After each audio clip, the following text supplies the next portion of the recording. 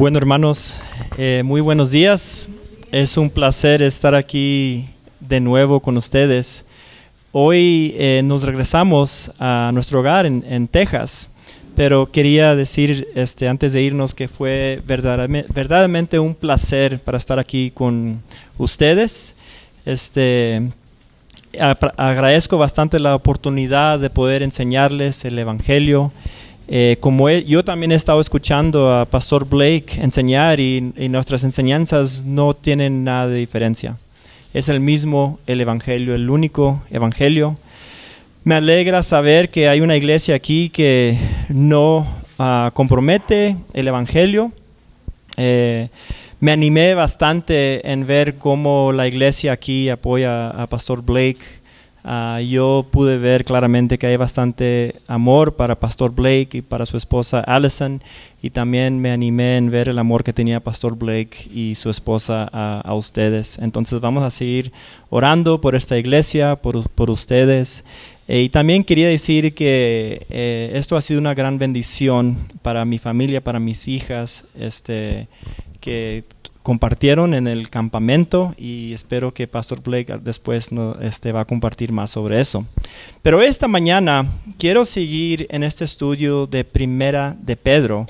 Llegamos hasta el versículo 4 del primer capítulo, y si quieren abrir sus Biblias a Primera de Pedro, seguimos con el estudio. Vamos a hacer 5 versículos, estudiar versículos 5 a 7. Y vamos para calentar la mente un poquito, hacer un poco de introducción y un poco de revisión de lo que hemos visto la semana pasada. Con lo que empezamos era hablar del tema de Primera de Pedro. Y claramente el tema de Primera de Pedro es el sufrimiento. El Primera de Pedro fue escrita a creyentes que fueron perseguidos, creyentes que fueron dispersados y probablemente creyentes que perdieron todas sus posesiones, su hogar. Pero también vemos que Primera de Pedro, esta carta, tiene un propósito para los que habían recibido esta carta, los creyentes que estaban sufriendo. Entonces, en el propósito de Pedro quería animarles en medio de su sufrimiento. Y vemos que Pedro no se detiene en el sufrimiento de ellos, se enfoca más en el Señor. Ahora vamos a ver que Pedro da unos ejemplos de cómo sufrimos, no nada más estos creyentes que recibieron esa carta, pero nosotros también. Así como sufrían ellos, así también sufrimos nosotros. Entonces, ¿cómo hace esto Pedro? ¿Cómo los anima, verdad? Vimos que no les dice todo va a estar bien, todo se te va a regresar a ti, tu hogar se te va a regresar, tus pertenencias, Dios te las va a regresar. No les dice eso, ¿verdad? Lo que hace Pedro es comienza con recordándoles, como vemos en Primera de Pedro 1 a 3, que dice: bendito sea el Dios y Padre de nuestro Señor Jesucristo, quien según su gran misericordia nos ha hecho nacer de nuevo a una esperanza viva. En medio de su sufrimiento, Pedro no se detiene en decir que bendito sea el Dios y Padre de nuestro Señor Jesucristo. Y les recuerda que ha tenido gran misericordia para ellos. Y dice, no nos ha hecho nacer de nuevo a una esperanza viva. Y nacimos de nuevo de esta manera, mediante la resurrección de Jesucristo de entre los muertos. Y vimos la semana pasada que la resurrección y la muerte de Jesucristo, o la muerte de Jesucristo y su resurrección, es el Evangelio. Son las nuevas para el mundo. En la Biblia esto se reconoce como el Evangelio o las buenas nuevas. El Evangelio se trata de lo que Cristo hizo. Se trata de su obra, no sobre tus obras. No se trata de si eres lo suficiente bueno, el único suficiente bueno es Cristo. No se trata sobre tus rituales, si has ido a la iglesia, si has preguntado con suficiente seriedad, no sobre obedecer los 10 mandamientos. Se trata de Jesucristo y lo que Él ya hizo.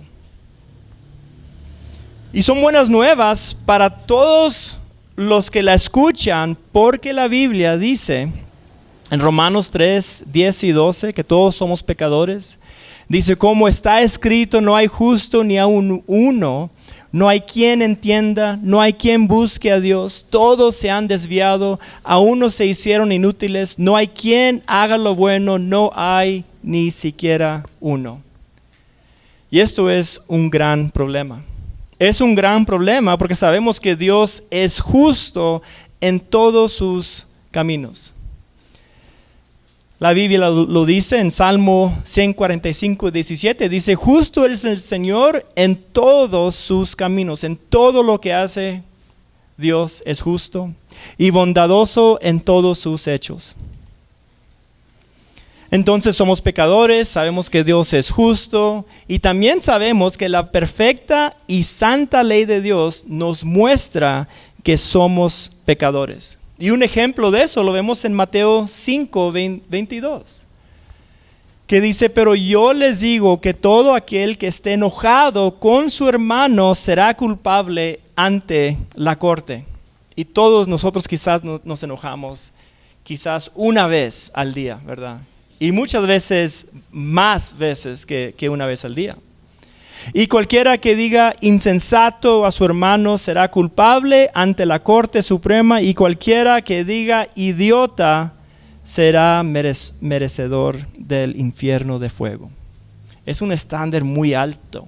Es un estándar perfecto, porque Dios es perfecto, Dios es justo. Y este es nada más un breve ejemplo de que nos debe de convencer que somos pecadores, hasta en nuestro mejor día. Y quizás no hemos asesinado a alguien, pero Dios no nada más ve lo exterior, ve lo interior. Y mira cuando estamos enojados, mira cuando estamos viendo a otra persona con deseo. Y Él le llama a eso que hemos matado, que somos asesinos. Él le llama a eso que somos adúlteros. Y no termina ahí. Estas verdades, sabemos que la paga del pecado es muerte. Y si terminaríamos ahí, si dejáramos de hablar ahí, si no continuaríamos con el resto de las buenas nuevas, porque estas no son buenas nuevas, estas son malas nuevas. Malas noticias, que somos pecadores, Dios es justo, nuestro pecado nos separa de un Dios justo, crea una barrera entre un hombre pecador y un Dios justo. Y la ley nos muestra, todos los días sabemos que somos pecadores. Y lo que merecemos, no merecemos el perdón, no merecemos misericordia, no merecemos amabilidad. Lo que merecemos es la muerte. Y como Dios es juez justo y como Dios es perfecto, entonces tiene que haber una muerte. Si no hay muerte, no hay vida. Pero me gusta en Romanos 3, 21, 24, que tenemos un pero ahora, ¿verdad? Pablo nos ha contado de las malas noticias, que todos somos pecadores. No hay ninguna persona que cumple con la ley santa de Dios. Pero en Romanos 3, 21 a 24 dice, pero ahora, aparte de la ley, entonces no es por obras de la ley, la justicia de Dios. Me gusta eso porque no nada más es justicia propia, o una justicia más o menos como la de Dios, o una justicia que llega a un 99.99% a la de Dios. No, es la misma justicia de Dios. Se ha manifestado, confirmada por la ley y los profetas, esta justicia de Dios por medio de la fe en Cristo. El Evangelio son buenas nuevas y el Evangelio es simple, es simplemente poner nuestra fe en Jesucristo y recibir la justicia de Dios. Es para todos, los que creen, porque no hay distinción por cuanto todos pecaron y no alcanzan la gloria de Dios. Entonces quiere decir que los de Ecuador se salvan de la misma manera que los de Texas, ¿verdad? Poniendo su fe en Jesucristo. Y me alegra de que puedo venir aquí y yo y el pastor Blake predicamos del mismo libro y predicamos del mismo evangelio. Y sabe que para mí, en mi experiencia como pastor, ese es el secreto para tener unidad en una iglesia. Es de que todos somos instruidos de la misma palabra y que todos tengamos un evangelio, el mismo evangelio.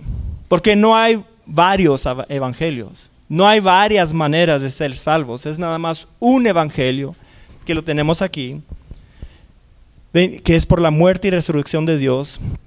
Todos son justificados o son declarados justos. Y me gusta aquí también porque aclara Pablo que es gratuitamente.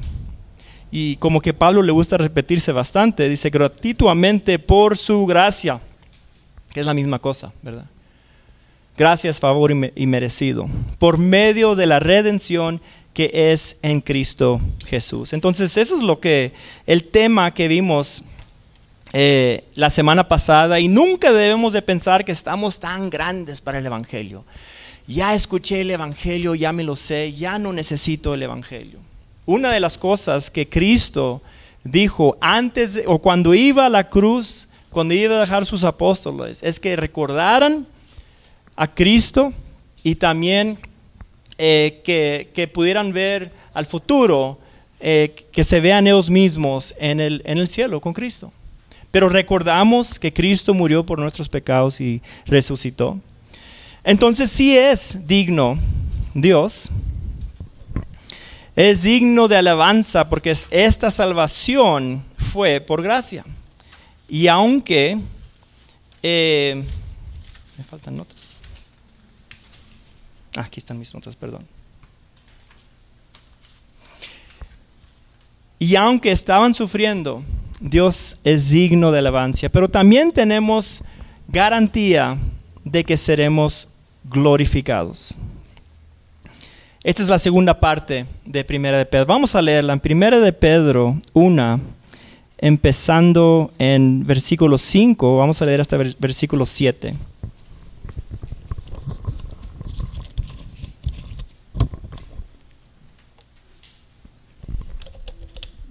Primera de Pedro 1, versículo 5, dice: mediante la fe, ustedes son protegidos por el poder de Dios para la salvación que está preparada para ser revelada en el último tiempo, en lo cual ustedes se regocijan grandemente, aunque ahora por un poco de tiempo, si es necesario, sean afligidos con diversas pruebas, para que la prueba de la fe de ustedes, más preciosa que el oro que perece, aunque probada por fuego, sea hallada, que resulta en alabanza, gloria y honor en la revelación de Jesucristo. Entonces, quizás ustedes han escuchado el evangelio y han creído en el evangelio, han puesto su fe en el evangelio, y la Biblia les dice que tiene vida eterna. Y quizás tenga una pregunta que diga, pues, ¿puedo perder este regalo de Dios? ¿Puedo perder la vida eterna? Y sabe que la Biblia, Dios, por medio de su palabra, nos dice que nos da garantía de que seremos glorificados. Y nada de las... ¿cómo puede Dios garantizar que seremos glorificados? Y es buena pregunta, porque si vemos alrededor de nosotros, nada de las cosas de este mundo son garantizadas. Espero que Pastor Blake tenga garantía para el refrigerador del campamento, porque estaba que muy apenas quería trabajar, ¿verdad? Y así son las cosas. Así son las cosas, que estamos en puestos que no hay garantía en esta vida de nada. No hay garantía de tu salud, no hay garantía en tu trabajo, no hay garantía en que puedas alimentarte todos los días. No hay garantía. Y eso a mucha gente les da miedo. Pero como creyentes que han recibido la vida eterna, no tienen que tener miedo. No tienen que tener miedo de la eternidad, del más allá. No le tienen que tener miedo ni a la muerte. Porque aquí tenemos en Primera de Pedro y en otras partes de la palabra de Dios que Dios garantiza que seremos glorificados. Nada de las cosas de este mundo son garantizadas, pero nuestra salvación sí es garantizada. Yo les puedo decir esto y quizás ustedes me pueden creer o no me pueden creer. Entonces por eso tenemos la palabra de Dios, porque yo les digo esto no porque es mi opinión, sino es lo que yo he leído y he estudiado en la palabra de Dios. Y podemos hacer la pregunta, entonces, ¿cómo es que Dios va a garantizar de que vamos a ser glorificados, que vamos a estar con Él en un futuro? Tenemos la respuesta en Primera de Pedro 1:5. La respuesta es ¿cómo? De la misma manera que como fuiste salvo. Mediante la fe, ustedes son protegidos por el poder de Dios. Por su poder. Entonces tenemos la garantía de nuestra glorificación. Dios nunca te dejará ir. Dios quiere que después de que tu salvación, como hemos cantado ahora, que vivas tu vida por fe. Él te guarda, Él te cuida. Nunca serás separado del amor de Dios que está en Cristo Jesús, como lo leímos la semana pasada en Romanos 8, 38, 39. Pedro les recuerda de su futura glorificación. Y necesitamos ese recuerdo. Les ha recordado de su justificación en el pasado. No se tienen que preocupar de lo pasado. Dios ya les dio la vida eterna como un regalo gratuito por lo que Cristo hizo en ustedes. ¿Y qué tal del futuro? Aquí Pedro dice, el futuro está garantizado. Les recuerda de su futuro glorificación. Su salvación se mantiene segura por el poder de Dios, no por el poder de nosotros, porque nosotros somos débiles. En el futuro está garantizado que seremos glorificados. Y qué dulce noticias cuando ellos estaban sufriendo que leyeran esta carta y ese recordatorio que les dio Pedro, que digan, sí es cierto, perdí todas mis pertenencias, perdí mi hogar, pero no he perdido mi salvación. Y es lo que cuenta más porque sabemos que tenemos un alma y esa alma no muere. Este cuerpo sí va a morir, pero nuestra alma sigue y sabemos que va a seguir con Dios para siempre. No habrá más sufrimiento, ya no tendremos una naturaleza pecaminosa que la que tenemos ahorita, aún siendo creyentes. Tendremos un nuevo cuerpo glorificado que no es débil ni frágil como el que tenemos hoy, sino que será como el cuerpo glorioso de Cristo, un cuerpo que es apto para la eternidad en el cielo con Dios. No vamos a estar en este cuerpo porque no está apto. Igual los que no han puesto su fe en Cristo, y es otro tema, pero lo voy a decir, van a tener un cuerpo apto para el sufrimiento eternal en el infierno. Nosotros vamos a tener un cuerpo apto para estar en la eternidad, en gloria, en el cielo con Dios. Filipenses 3, 20 a 21 les está escribiendo esto también a creyentes. Dice, porque nuestra ciudadanía está en los cielos. Y yo he hecho distinciones que la ciudadanía de ustedes es de Ecuador, la ciudadanía mía es de Estados Unidos. Yo de hecho tengo doble ciudadanía, Estados Unidos y México, pero tengo 3 ciudadanías, la de Estados Unidos, la de México y la de los cielos. Yo no soy de aquí, ¿verdad? Yo, así como que me miro aquí temporalmente en Ecuador y sé que tengo que regresar a mi país, no soy ciudadano de Ecuador, pero me gustaría ser a lo que he visto. Pero sí soy ciudadano de los cielos. porque nuestra ciudadanía está en los cielos, de donde también ansiosamente esperamos a un Salvador, el Señor Jesucristo. Se supone que debemos estar esperando ansiosamente a nuestro Salvador, el Señor Jesucristo, el cual transformará el cuerpo de nuestro estado de humillación en conformidad al cuerpo de su gloria. Esta es la glorificación. En el pasado fuimos justificados. Cristo pagó por todos nuestros pecados en la cruz. Pagó por la pena de muerte. Pero tengo un cuerpo que sigue con una naturaleza pecaminosa. Que todavía me enojo. Que todavía tengo deseos quizás que son contra Dios. Y este cuerpo débil que tengo va a ser transformado. Y es garantizado. Porque no se mantiene por mi poder, se mantiene por el poder de Dios. Por el ejercicio del poder que tiene aún para sujetar todas las cosas a Él mismo. Y como Dios es todopoderoso, Él lo puede ser. Y sigue en 1 Pedro 1:5, dice, para la salvación que está preparada en el futuro, ¿verdad? Entonces hay que, cuando leemos la Biblia, tener en mente en qué tiempo está hablando de la salvación. Tenemos una salvación, pero esta salvación es tan completa y tan perfecta que nos sirve para el pasado, para el presente y en el futuro. Ya hemos hablado del pasado, ahorita Primera de Pedro le está diciendo a los creyentes que está preparada para ser revelada en el último tiempo. Nuestros cuerpos van a ser glorificados. Pedro habla del tiempo futuro de nuestra única salvación, nuestra glorificación. Y podemos ver eso, si usted quiere ver esto, si quiere ver la justificación en la Biblia, muy sistemáticamente la puede ver en Romanos 1-5.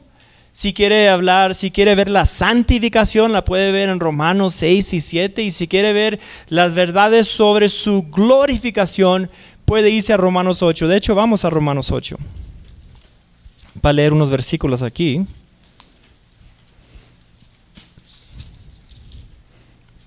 Romanos 8:18.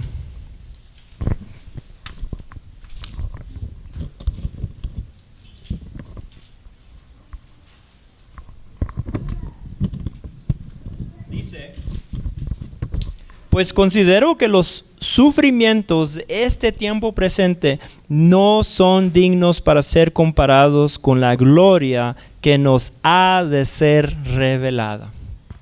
Garantizada, ¿verdad? Romanos 8:33-37, ya que estamos aquí en este libro, dice, ¿quién acusará a los escogidos de Dios? Dios es el que justifica. ¿Quién es el que condena? Cristo Jesús es el que murió, sí, más aún, el que resucitó, el que además está a la diestra de Dios, el que también intercede por nosotros. ¿Quién nos separará del amor de Cristo? Tribulación o angustia o persecución o hambre o desnudez o peligro o espada, tal como está escrito. Son puras cosas de sufrimiento, ¿verdad? Por causa tuya somos puestos a muerte todo el día. Somos considerados como ovejas para el matadero. Pero en todas estas cosas somos. No dice vamos a hacer, ¿verdad? No dice que después de que has enseñado en toda tu vida, que has sobresalido y que has durado en tu vida cristiana, quizás a lo mejor vas a ser un vencedor. No. Se mira esto como una realidad ya cierta. Pero en todas estas cosas somos más que vencedores por medio de aquel que nos amó. Y somos vencedores porque nuestra glorificación está garantizada por el poder de Dios.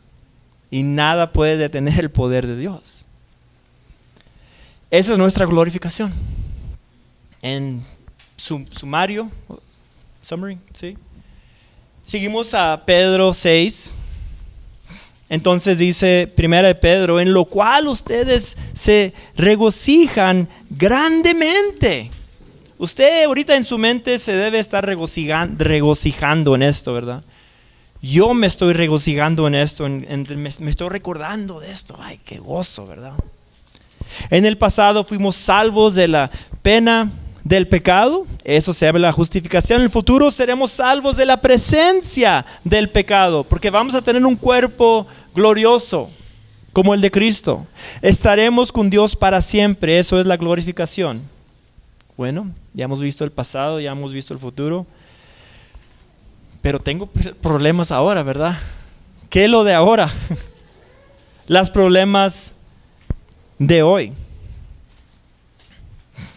Entonces Pedro también les reconoce esto. En 1 de Pedro 1:6 les dice, aunque ahora, no en el futuro, no en el pasado, ahorita mismo, ahora, por un poco de tiempo, si es necesario, sean afligidos con diversas pruebas. Entonces Pedro reconoce su sufrimiento actual. No les nega que no han sufrido. Reconoce que ahorita mismo están sufriendo. Yo sé que ahorita mismo ustedes también sufren. Nosotros también sufrimos. Lo primero que hace en reconocer su sufrimiento es poner su sufrimiento temporal dentro del contexto de su vida eterna, ¿verdad? Porque dice por un poco de tiempo. Y cuando estás en el sufrimiento no parece un poco de tiempo, ¿verdad? Parece que el reloj corre más despacio. Parece a veces que el tiempo se para. Ya quieres salir de la oscuridad y llegar a la luz, salir de la prueba. Pero necesitamos este recordatorio que nosotros no estamos aquí temporalmente, estamos aquí temporalmente, Debemos de ver nuestras vidas en luz de la eternidad. Y por eso Pedro dice, es un poco de tiempo. Les pone su sufrimiento en el contexto de la vida eterna. Les recuerda que en comparación de la eternidad, su sufrimiento, su afligido actual es por un ratito, ¿verdad? Como lo diría yo, es un ratito nada más. No es para siempre. Eso es lo primero que hace. Lo segundo que hace es reconocer que su sufrimiento tiene propósito. Y sabemos eso porque dice aquí diversas, no dice problemas o diversas sufrimiento. Es específico que dice diversas pruebas. Entonces vamos a seguir esta enseñanza en 1 de Pedro 1:7.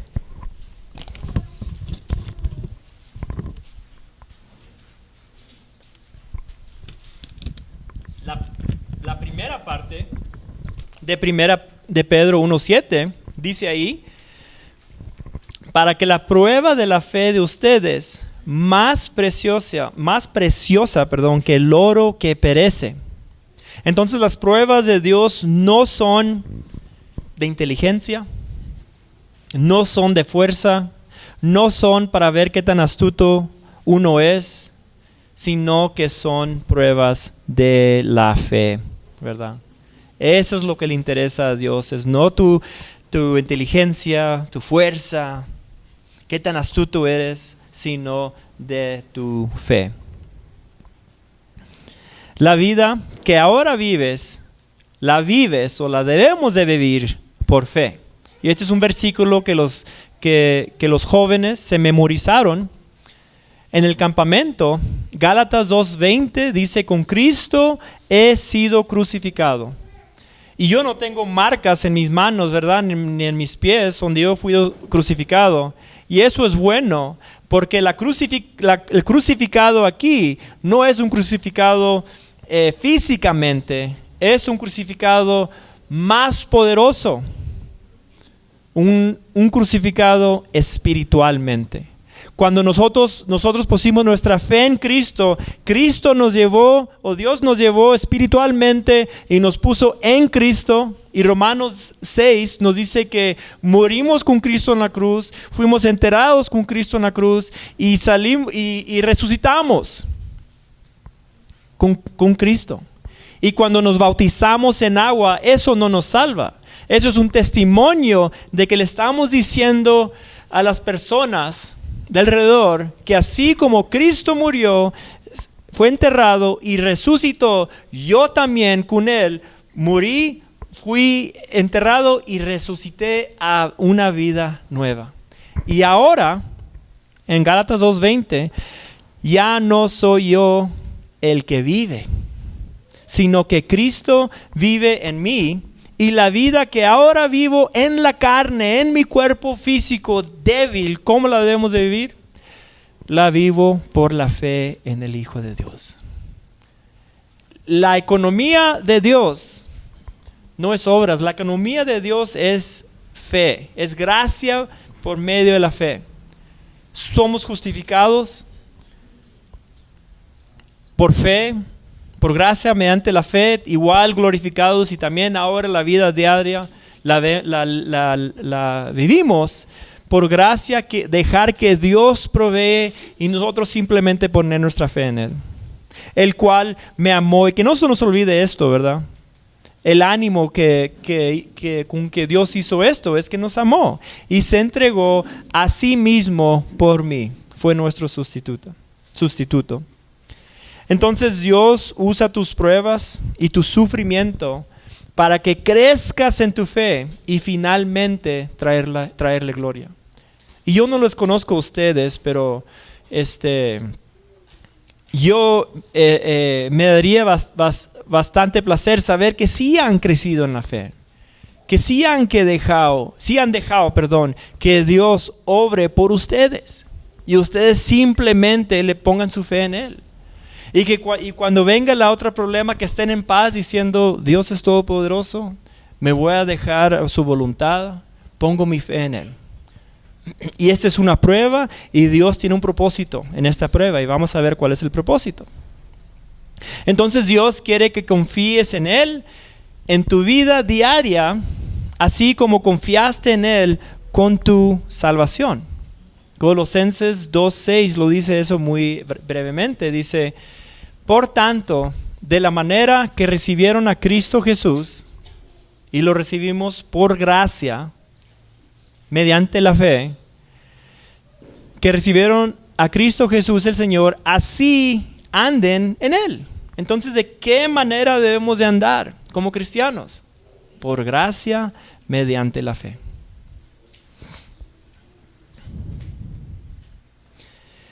Entonces, tenemos opción como cristianos de vivir por gracia mediante la fe, así como los no creyentes tienen opción de rechazar la gracia de Dios, rechazar la obra de Jesucristo. Nosotros no la hemos rechazado, la hemos aceptado por fe, pero sí podemos rechazar la gracia de Dios en cuanto caminemos como cristianos día a día. Pero yo quiero advertirles que nos enseña la palabra de qué sucede cuando confías en ti mismo, en tu propia fuerza y no en el poder de Dios en tu vida cotidiana, en tu vida diaria. Uno es que Dios no recibe gloria, ¿verdad? Y Él es el que salva. Nadie se va a salvar viéndote a ti, tu astucia y tu fuerza. Las personas se salvan cuando miran la gloria de Dios y la gloria de Dios los atrae y entonces puedan ver el amor de Dios para ellos. Pero la gloria no es para nosotros, la gloria es para Dios. Dicen en Isaías 42:8, y soy el Señor, ese es mi nombre, mi gloria a otro no daré, ni a creyentes, ¿verdad? En el presente Dios no quiere que nosotros nos gloriáramos nosotros mismos. 2, si continúas confiando en ti mismo, terminarás siendo un cristiano miserable. Vamos a Romanos 7 para ver esto. Un ejemplo es Pablo.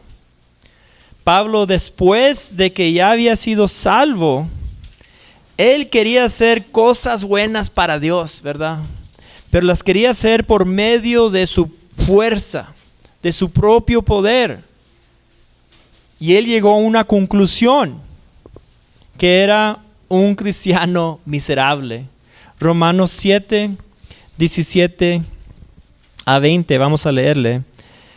Dice así que ya no soy yo el que lo hace, sino el pecado que habita en mí. Y el pecado, noten que es singular, no son pecados. El pecado está hablando de la naturaleza pecaminosa. Esta tendencia que tenemos dentro de nosotros en ser rebeldes contra Dios. Versículo 18, porque yo sé que en mí, es decir, en mi carne, no habita nada bueno. Porque el querer está presente en mí, pero el hacer el bien no. Pues no hago el bien que deseo, sino el mal que no quiero, eso practico. Y si lo que no quiero hacer, eso hago, ya no soy yo el que lo hace, sino el pecado que habita en mí. Entonces Pablo se estaba dependiendo de sus propias fuerzas. Quería hacer lo bueno. Y quizás ustedes también quieren ser algo bueno, ¿verdad? Quizás tengan problemas con el enojo y se enojan. Y con su propia fuerza ustedes dicen, ya no me voy a enojar, ¿verdad? Quizás tengan problemas con el celular de ahora que hay bastantes medios sociales que podemos pasarnos 4 o 5 horas gastando tiempo y sabemos que no está bien y sabemos que no es bueno para nuestras mentes, no es bueno para nosotros que hemos nacido de nuevo. Y quizás tú en tu propia fuerza dices, voy a esconder mi teléfono, voy a cambiar el código y ya no me lo des, no quiero nada con el teléfono, ¿verdad? Pero alguien te presta un teléfono y vas a lo mismo y a hacer lo mismo, ¿verdad? Y Pablo pasó por eso. No tenía teléfono, pero otros pecados o problemas quizás que él quería sobresalir. Y no pudo, porque estaba intentándolo por su propia fuerza.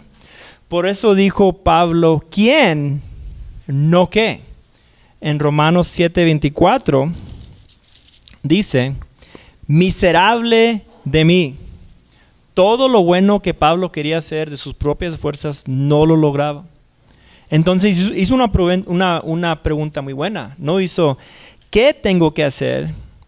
Dice, ¿quién me libertará de este cuerpo de muerte? Y si usted se va a capítulo 8, entonces en 7, yo en mi Biblia en inglés tengo capítulo 7 en un lado de una página y capítulo 8 en el otro.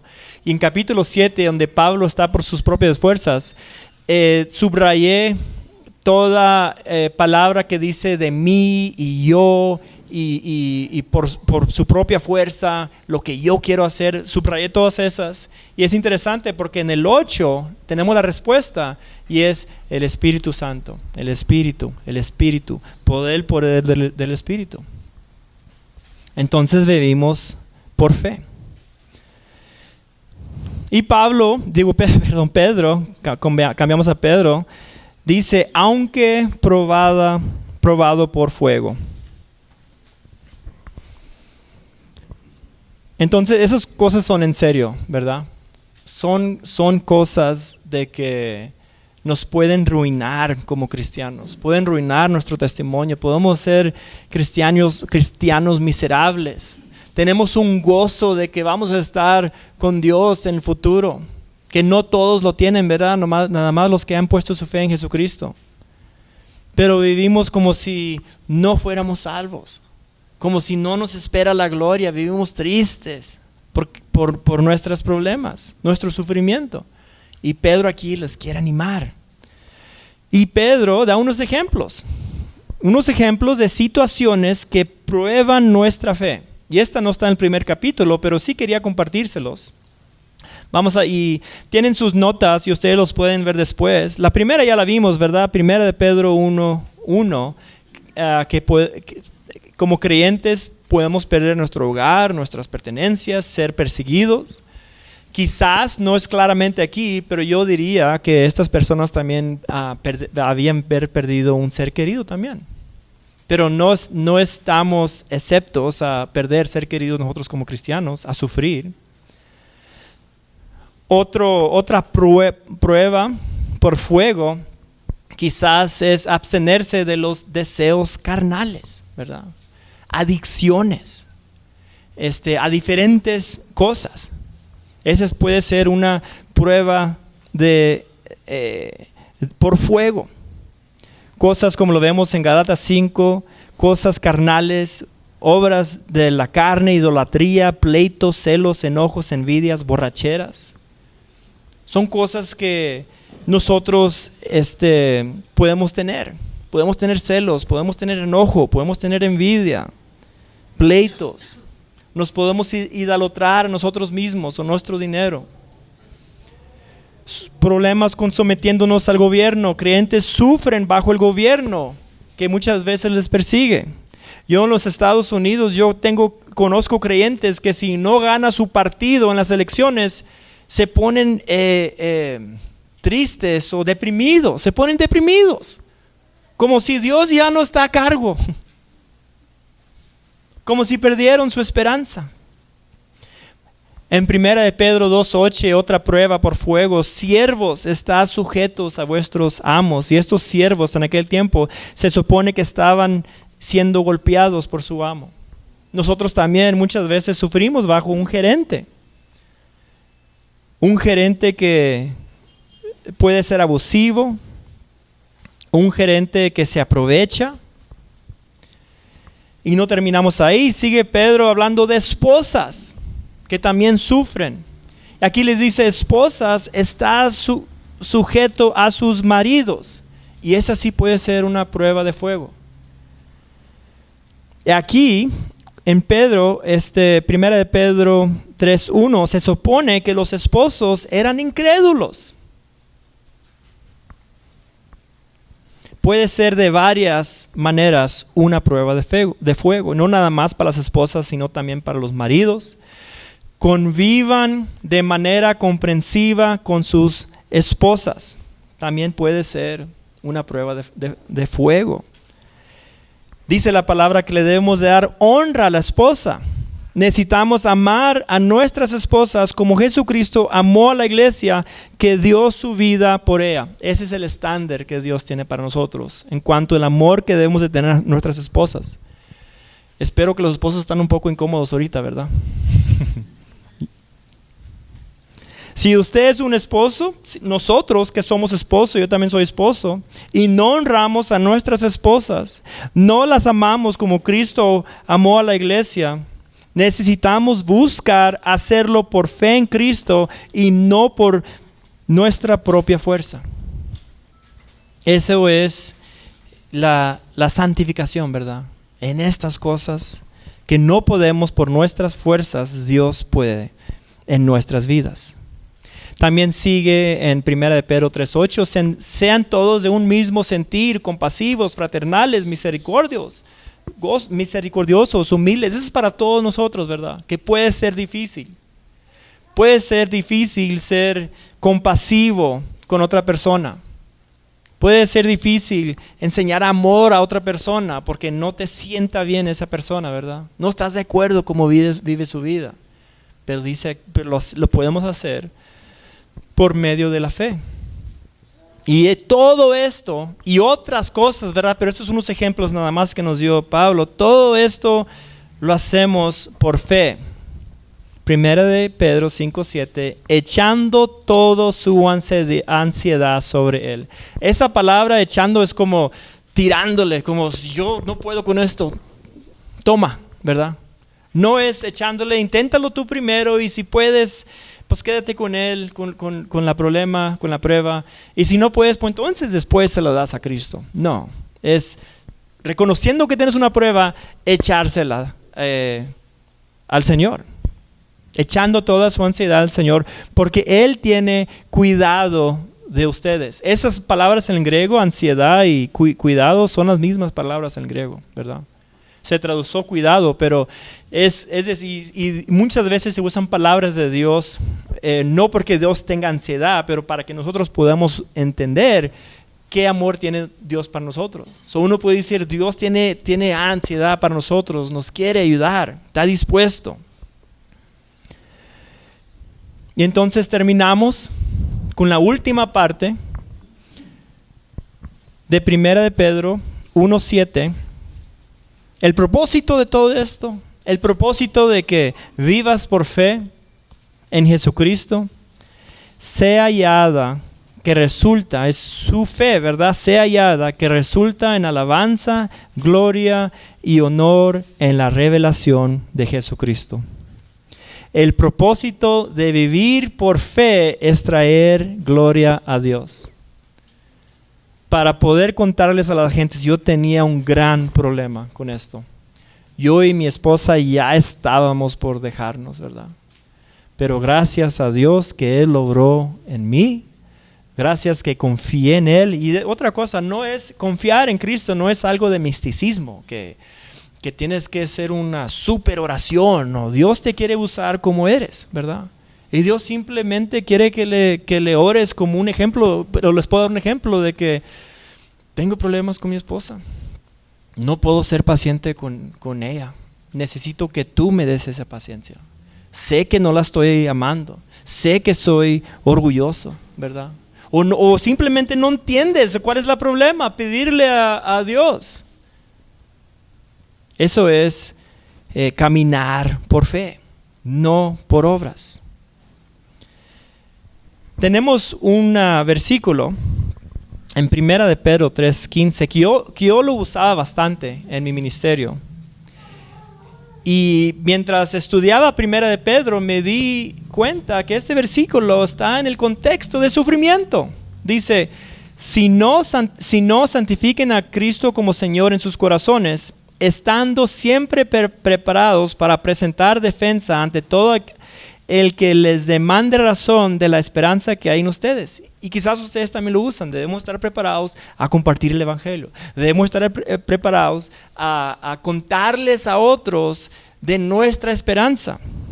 Pero háganlo con mansedumbre y reverencia. Lo interesante de este versículo es que está en el contexto del sufrimiento.